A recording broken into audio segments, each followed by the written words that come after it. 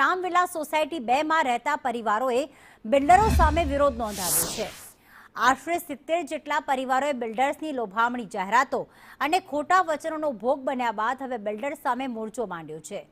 રહીશોનો આક્ષેપ છે કે બિલ્ડર્સ દ્વારા મકાન વેચાણ સમયે સીસીટીવી કેમેરા, કમ્યુનિટી હોલ, મંદિર, બગીચો અને 24 કલાક પાણી જેવી આધુનિક સુવિધાઓ આપવાના મોટા વાયદા કરાયા હતા, પરંતુ વર્ષો વીતી જવા છતાં પણ સોસાયટીમાં રસ્તા અને પાણી જેવી પ્રાથમિક સુવિધાઓ પણ ઉપલબ્ધ કરાવાઈ નથી।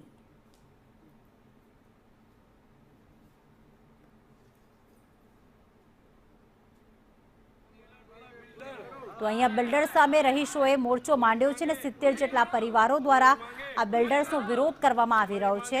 એનું કારણ છે ખોટા વાયદાઓ અને પ્રાથમિક સુવિધાનો અભાવ।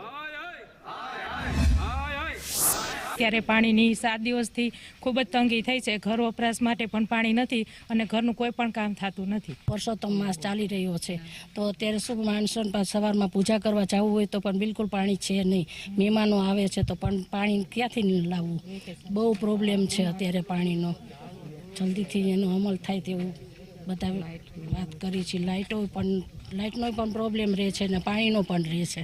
અત્યારે મુખ્ય પ્રશ્ન અહીંયા પાણીનો આવેલો છે। પહેલા 7 દિવસથી પાણી અહીંયા આવતું જ નથી। વાપરવા માટે પણ પાણી નથી, પીવા માટે પણ પાણી નથી। લાગે છે વસ્તુ હાસ્યપ્રદ, પણ સવારના મુખ્ય કામો પતાવવા માટે પણ અહીંયા અત્યારે પાણી હાજર નથી। બિલ્ડરોએ અમારી સાથે છેતરપિંડી કરેલ છે।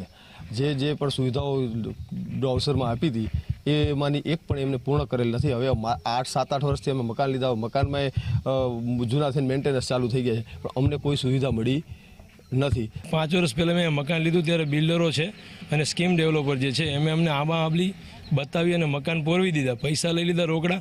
આજે 7-8 વર્ષ સોસાયટીને થયા છે, કોઈ પાણીની કોઈ સુવિધા નથી।